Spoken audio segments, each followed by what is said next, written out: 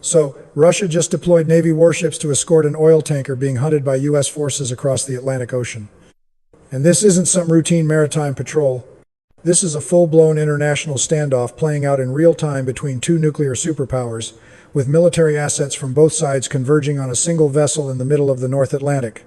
And what triggered this potential powder keg? President Trump's declaration of a complete blockade on Venezuelan oil, his dramatic seizure of Venezuela's former leader Nicolás Maduro, and now his administration's pursuit of this tanker across international waters. The ship's response?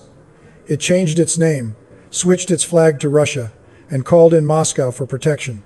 Now we've got Russian warships facing down American forces, with both sides claiming international law is on their side, and nobody willing to back down. This isn't just about one oil tanker or one sanctions enforcement operation. We're talking about a potential military confrontation between the world's two largest nuclear arsenals over a vessel that isn't even carrying any oil right now. When you've got U.S. transport aircraft and helicopters arriving in Europe, Russian naval assets crossing the Atlantic, and both militaries tracking each other's movements minute by minute, you're not dealing with routine operations anymore. You're dealing with a crisis that could spiral out of control faster than anyone can react. And the scary part? This entire situation was completely predictable from the moment Trump announced his Venezuela blockade, but somehow we still ended up here, teetering on the edge of a confrontation nobody actually wants but that both sides now feel they can't walk away from. Let me break down exactly how we got to this insane moment in history. This all goes back to Trump's hardline approach to Venezuela and his dramatic announcement last month about blockading sanctioned oil tankers. Trump didn't just continue existing sanctions policies, he escalated dramatically, ordering what he explicitly called a blockade of vessels entering and leaving Venezuela. Now, in international law, blockades are acts of war. That's not hyperbole or political spin. A naval blockade is literally defined under the laws of armed conflict as a form of warfare. But Trump used that exact word, and he meant it. He wanted maximum pressure on Venezuela's government, and he was willing to use military force to enforce it. The Venezuelan government immediately called this what it was: theft. They accused the United States of piracy, of violating international law, and of using military might to strangle their economy. They weren't wrong about the escalation. Previous administrations had used sanctions, diplomatic pressure, and legal mechanisms to go after Venezuelan oil sales. Trump took it to a whole different level by threatening to physically interdict vessels on the high seas. That's crossing a major line in international relations. And before anyone could fully process what that policy actually meant, Trump went even further.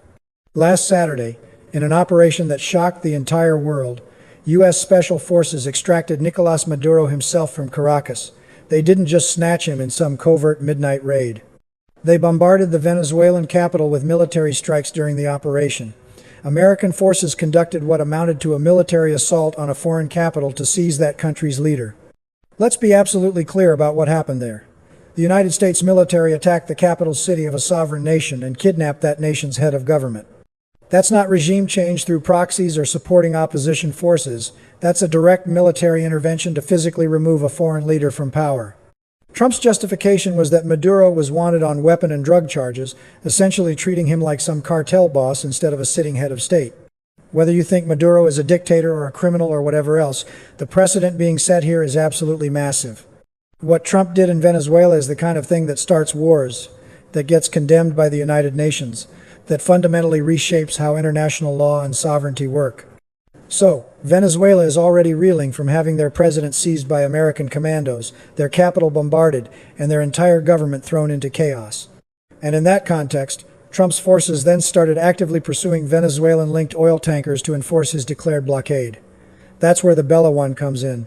This tanker had been transporting Venezuelan crude oil and Iranian oil, both of which are under U.S. sanctions. The ship operates in that murky world of sanctions-busting vessels that use shell companies, change flags, and engage in ship-to-ship transfers to move oil for countries under international sanctions. These operations happen all the time. Countries find ways around sanctions, enforcement agencies play cat and mouse with sanction busters, and most of it happens quietly through legal and diplomatic channels. But Trump's approach wasn't quiet or diplomatic. Last month, when the Bella One was in the Caribbean and believed to be heading toward Venezuela, the U.S. Coast Guard moved to board the vessel. They had a warrant to seize the ship based on allegations it was breaking U.S. sanctions by shipping Iranian oil. This wasn't unusual on its own. The U.S. has seized sanctions-busting vessels before through legal processes. What happened next, though, that's where things went completely off the rails. The Bella 1 saw American forces approaching and made a decision. The ship dramatically changed course, sailing away from Venezuela and heading across the Atlantic toward Europe. But changing course wasn't enough. The vessel then changed its name to Marinera and most significantly reflagged from Guyana to Russia. That last part is absolutely critical because under international maritime law, vessels flying a country's flag are under that nation's protection. Now, changing flags happens sometimes in the shipping world, especially with vessels trying to avoid legal troubles. What makes this different is the timing and the country. By reflagging to Russia specifically, with American forces actively pursuing the ship, the owners were essentially betting that Moscow would actually step up and protect the vessel. That was a massive gamble because Russia has no obligation to defend some random oil tanker just because it flies a Russian flag. Most of the time, countries don't risk international incidents over commercial shipping disputes. The ship's owners were gambling that this situation was different, that the combination of Trump's aggressive Venezuela policy, the Maduro seizure, and rising U.S.-Russia tensions would make Moscow willing to turn this into a bigger confrontation. And you know what? They were right. Russia didn't just ignore the situation or issue some diplomatic protest. They deployed actual naval assets to escort the Marinera and protect it from U.S. forces. According to multiple reports from CBS News and BBC, Russian warships crossed into the Atlantic to rendezvous with the tanker and provide direct military protection. Moscow released a statement saying they were monitoring with concern the situation around the ship and emphasizing that it was sailing under the Russian flag in international waters. That's diplomatic speak for back off or there will be consequences. Russia's foreign ministry made it even clearer, stating that their vessel was sailing peacefully in accordance with international maritime law and questioning why U.S. and NATO military forces were giving it such disproportionate attention. Think about the implications here. Russia is protecting a ship that the United States has a legal warrant to seize, a ship that was caught red-handed transporting sanctioned oil. Under normal circumstances, this would be a legal matter handled through diplomatic channels, maybe some back and forth negotiating about jurisdiction and evidence. Instead, we've got military vessels from both countries converging on the same spot in the North Atlantic, each side with orders that directly contradict the other side's position. The Americans are under orders to seize this vessel. The Russians are under orders to prevent that seizure. Both sides are claiming international law supports their position, and neither side can back down without looking weak. Let's talk about where exactly this confrontation is playing out, because geography matters here. According to AIS tracking data, the Marinera was located between Scotland and Iceland on Tuesday, roughly 2,000 kilometers west of continental Europe in the middle of the North Atlantic. That's about as remote and hostile an environment as you can get for this kind of operation. The weather in that region this time of year is absolutely brutal. We're talking massive swells, freezing temperatures, limited visibility, and conditions that make any kind of boarding operation extremely dangerous, even without military opposition. Two U.S. officials speaking to CBS News said that American forces were planning to board the ship and that Washington preferred to seize it rather than sink it. But they also acknowledged that the distance and weather were making boarding difficult. Here's where the military calculus gets really interesting. The United States has deployed approximately 10 military transport aircraft to Europe, along with helicopters and other assets. That's a significant show of force. Those aren't just cargo planes.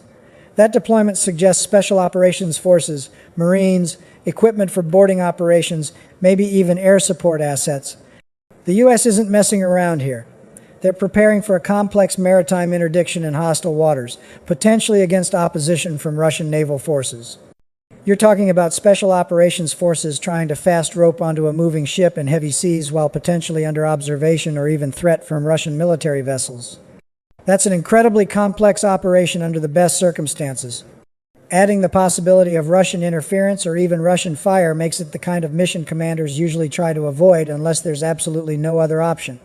The U.S. military Southern Command posted on social media that they remain ready to support our U.S. government agency partners in standing against sanctioned vessels, and that our sea services are vigilant, agile, and postured to track vessels of interest. That's military speak for "we're ready to go, just give us the word." But here's the thing. Any actual U.S. military operation launched from European soil would require coordination with allies, particularly the UK, if operations are staging from there. The United Kingdom would be expected to be informed before American forces launch from British territory. So far, the UK Ministry of Defence has said they won't comment on other nations' military activities. That's a carefully neutral stance that suggests Britain is staying out of this mess, at least publicly. Nobody in Europe wants to get dragged into a military confrontation with Russia over an oil tanker that was sanctions busting for Venezuela and Iran. The legal arguments both sides are making are fascinating because they reveal how complicated and ambiguous international maritime law actually is when it comes to enforcement actions. The United States is arguing that the vessel violated U.S. sanctions by transporting Iranian oil, that they have a legal warrant to seize it, and that the ship's attempt to avoid that seizure by changing flags doesn't actually change anything. American officials, speaking to reporters, emphasize that U.S. action is driven by the vessel's underlying identity, its IMO number, which is like a permanent fingerprint for ships, its ownership and control networks, and its sanctions history. They're arguing that you can't just paint over a name and raise a different flag to escape legal consequences. Dimitris Ampatsidis, a senior risk and compliance analyst at maritime intelligence firm Kepler, backed up that U.S. position when he told BBC, "Verify that changing the ship's name and flag might not change much legally." He explained that U.S. enforcement is based on the vessel's fundamental identity and track record, not superficial markings. But he also acknowledged that switching to the Russian flag creates diplomatic friction and complicates any enforcement action. That diplomatic friction is putting it mildly. What we're really talking about is the potential for military conflict if the U.S. tries to seize a vessel Russia is actively protecting. Russia's legal argument is completely different but equally strong in its own way. Moscow is saying this is a Russian-flagged vessel sailing in international waters in full compliance with international maritime law. They're accusing the West of hypocrisy, pointing out that Western countries constantly talk about freedom of navigation on the high seas but now want to violate that principle when it's inconvenient for them. Russia's foreign ministry statement emphasized that the ship has peaceful status and questioned why it was receiving such intense military attention from U.S. and NATO forces. That's a direct challenge to the American position. Russia is essentially saying that whatever the ship did before it raised the Russian flag is irrelevant. It's now under Russian protection, and any move against it would be an act of aggression against Russia itself. Now, here's where things get really dangerous. Both sides have military assets in position. Both sides have legal arguments they believe justify their actions. Both sides have political reasons they can't back down. And both sides are operating in an environment where miscommunication or miscalculation could trigger a shooting incident nobody actually wants. We've been in this situation before during the Cold War, where U.S. and Soviet forces faced off over incidents at sea, and sometimes those situations escalated dangerously close to actual combat. The difference now is that both countries have leaders, Trump and Putin, who have built their political identities around never backing down, around projecting strength at all costs, and around refusing to let the other side win. Think about the timing of all this. This potential naval confrontation is happening just days after the United States shocked the world with the Maduro seizure operation. That operation already pushed international boundaries further than they've been pushed in decades. Now we've got a direct military standoff as a follow-up. U.S. officials have referenced previous operations, specifically mentioning last month when U.S. Marines and Special Operation Forces working with the Coast Guard seized another tanker called the Skipper after it left port in Venezuela.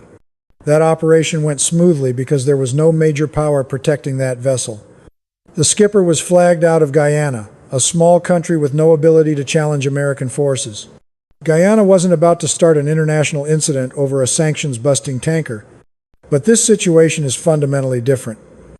Russia absolutely will challenge American forces. They've already deployed naval assets specifically to do that. Moscow has calculated that protecting this vessel is worth the risk of confrontation because it sends a message about Russian power projection, about their willingness to stand up to American unilateral action, and about their commitment to defending countries like Venezuela that are under U.S. pressure.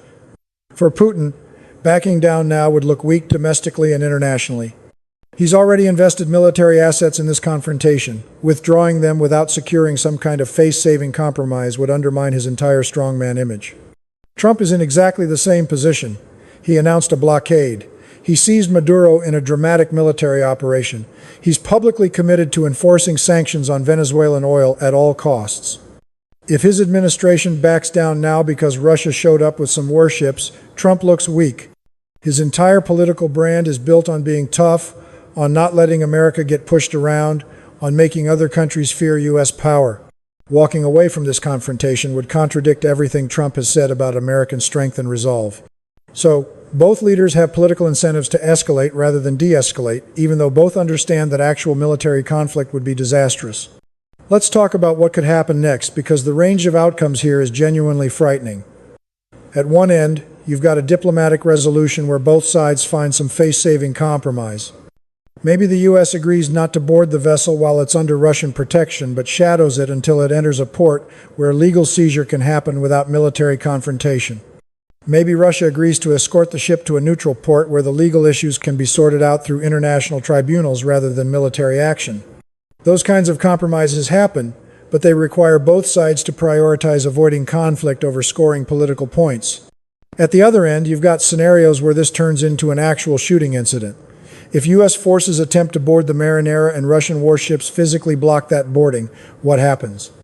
Do U.S. ships back off? Do they try to push through? If there's physical contact between vessels, if someone fires a warning shot that gets misinterpreted, if an overzealous commander on either side makes a decision in the heat of the moment that wasn't authorized from the top, suddenly you're in a situation where U.S. and Russian military forces are exchanging fire over an oil tanker in the North Atlantic. That's not World War III necessarily, but it's the kind of incident that could spiral completely out of control before cooler heads can intervene. Military analysts are pointing out that the logistical challenges alone make a U.S. boarding operation extraordinarily risky right now. The location is remote, the weather is terrible, and Russia has warships on site that would presumably try to physically interfere with any boarding attempt. You're talking about special operations forces trying to fast rope onto a moving ship in heavy seas while potentially under observation or even threat from Russian military vessels. That's an incredibly complex operation under the best circumstances. Adding the possibility of Russian interference or even Russian fire makes it the kind of mission commanders usually try to avoid unless there's absolutely no other option. The broader implications of this standoff go way beyond one tanker. This is really about testing the limits of American power in an era where China and Russia are both willing to directly challenge U.S. unilateral actions. For decades, the United States could largely do what it wanted in terms of sanctions, enforcement, maritime interdictions, and even military interventions because no other country had both the capability and willingness to directly oppose American operations. That era is clearly over. Russia is demonstrating right now that they can and will deploy military force to protect their interests and their partners, even when doing so means risking direct confrontation with the United States. Venezuela is watching this very carefully. They've just had their president kidnapped by American commandos, their capital attacked, their government thrown into chaos. But now they're seeing Russia willing to actually stand up to the United States on their behalf. That's going to shape how Venezuela and other countries under U.S. pressure think about their relationships with Russia and China. If Moscow can face down Washington over a single oil tanker, what else might they be willing to do to support countries resisting American pressure?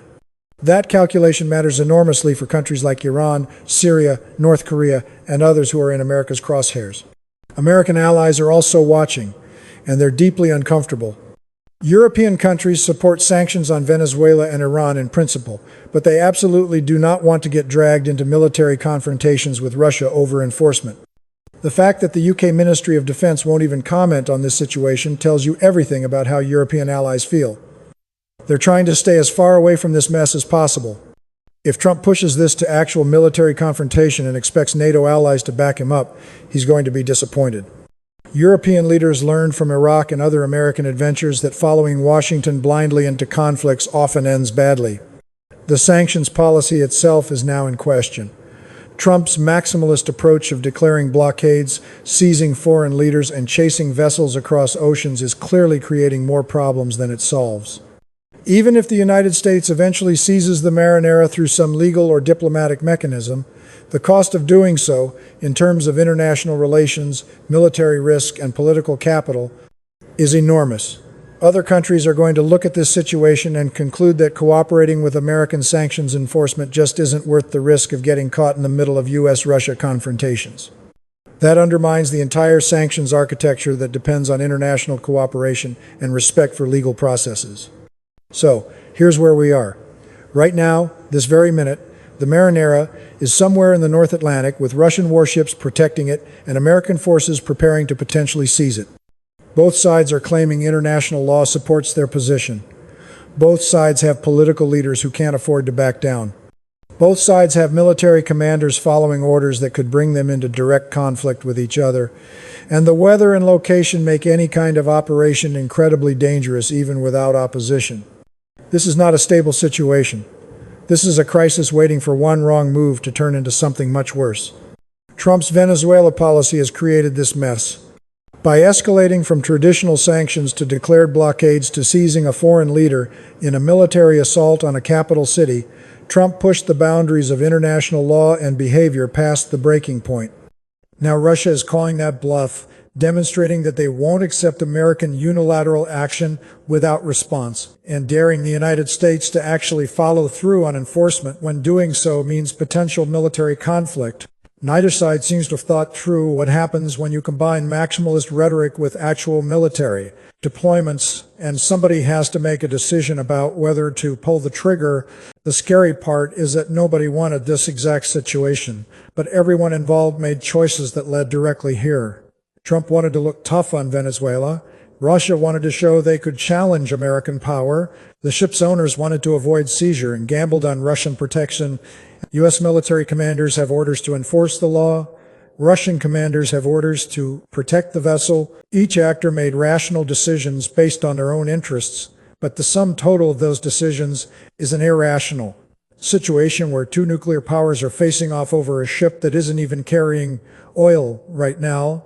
If this ends peacefully, it'll be because somebody blinked, because back-channel diplomacy found a compromise, or because both sides got lucky and avoided the kind of miscalculation that turns tense standoffs into shooting incidents.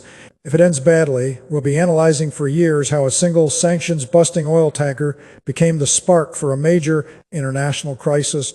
Either way, this situation has already demonstrated that Trump's maximalist approach to foreign policy creates massive risks, that Russia is willing to directly challenge American actions when they calculate it's worth doing, and that the international system is nowhere near as stable or predictable as we've assumed it to be for the past few decades. So keep watching this story because it's not over. The Marinera is still out there, both militaries are still tracking it, and both sides still have to decide whether they're willing to risk actual conflict over this confrontation. The next few days will tell us whether cooler heads prevail or whether Trump's Venezuela adventure just dragged us into something much more dangerous than anyone anticipated. The stakes have never been higher, and the room for error has never been smaller.